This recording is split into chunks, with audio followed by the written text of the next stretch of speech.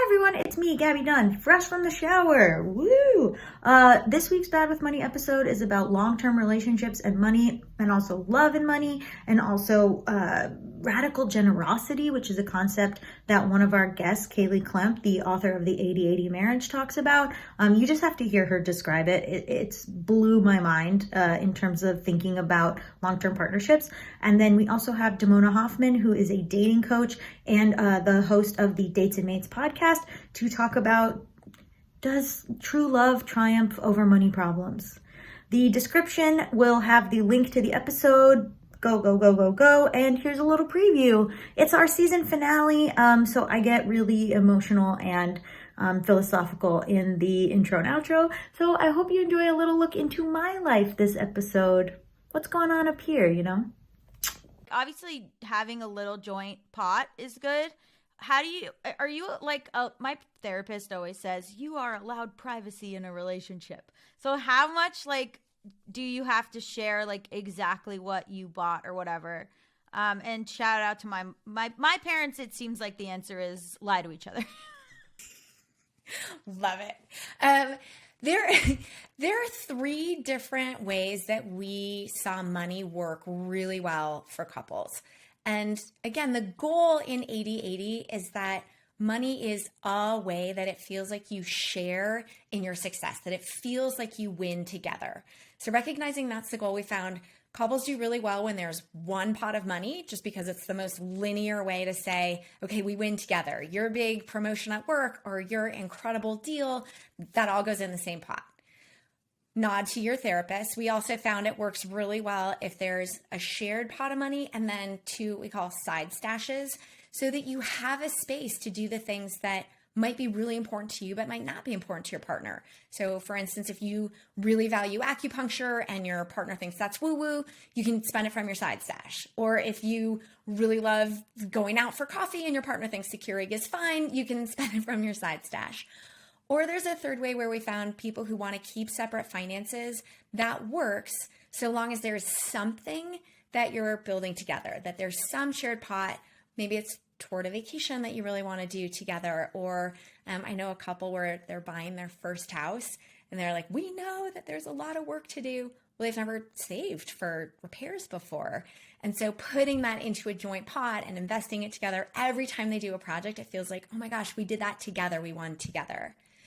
In terms of transparency around what you spend, I think that anything that's going to affect the relationship, it's important to know that surprises around like, hey, surprise, I have $200,000 of student loans, that probably wouldn't go over very well. But in terms of, hey, this is my budget for, a pedicure, you're allowed to have that in your side stash. Yeah, and you're allowed to be like, it's none of your business. Totally. Well, and it's interesting too, like, what if I want to buy my partner a birthday present? If it's all coming from one pot, the surprise is pretty quickly ruined. That's really true.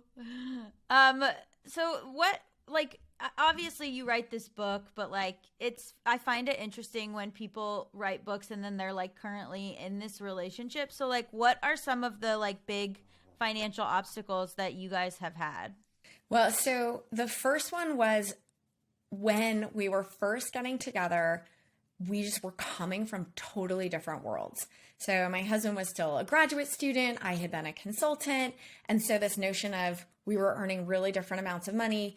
Where that actually caused the most trouble for us, though, was that I started managing both of our money and I didn't really let him in. And so holding all this control felt really good because I knew where it all went, but then I resented him all the time. So there's this great story where he went out and bought a bike and he came back with this beautiful new bike. I was like, I'm sorry, where did you think the money for that came from?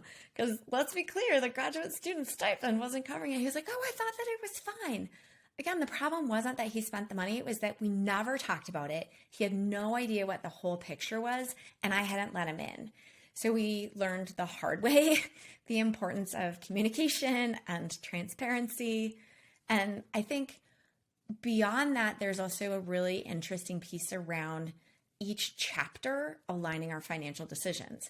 So the things that were really important to us, we were married when we were babies, when we were 20, is really different than we got married at 26, but like it's really different than what's important to us when we're 40, and continuing to make those decisions as a team rather than feeling like, okay, are we checking in? Do we know what's important? Have we updated rather than just assuming that what we cared about way back when is still the most important stuff? The hardest part about the relationship is finding out what's going on with you. That's hard.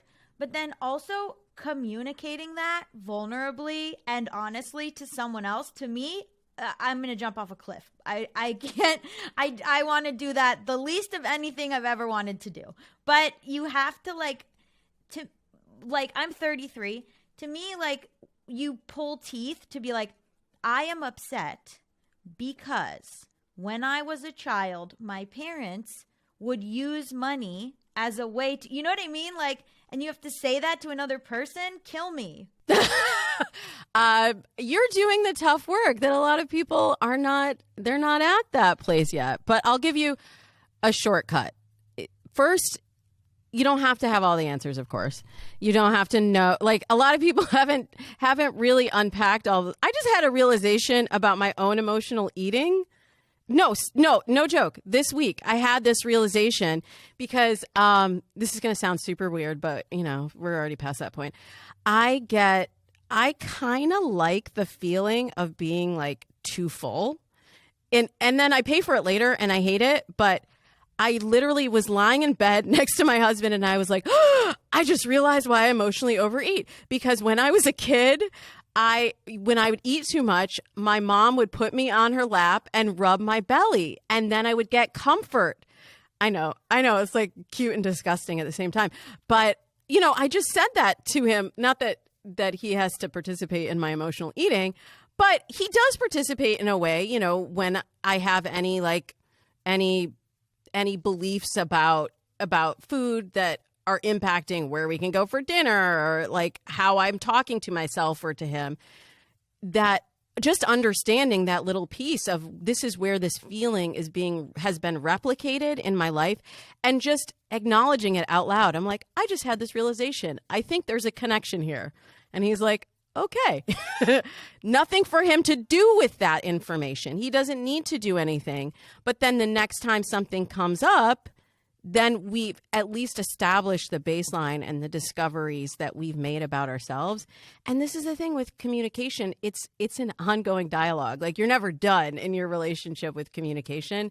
So if you can just get a little further in understanding, first with yourself and then with your partner, then there's so much more that can open up. And it's that curiosity, I think, that really fuels dating, fuels relationships, and, you know, keeps us going. Like, the minute that I stop learning, I'm dead. I'm done. Like, I want to be a lifelong learner.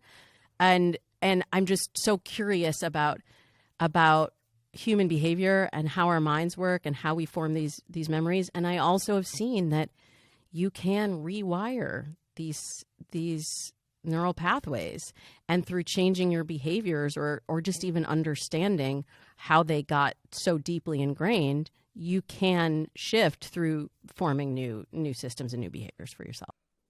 I think too, slowing down and having empathy for your partner. Like, you can say, oh, I'm so stressed about money and I'm so worried about money. And I watch a lot of true crime shows, and it's always like, and then he was super in debt, so he killed her. And I'm like, what?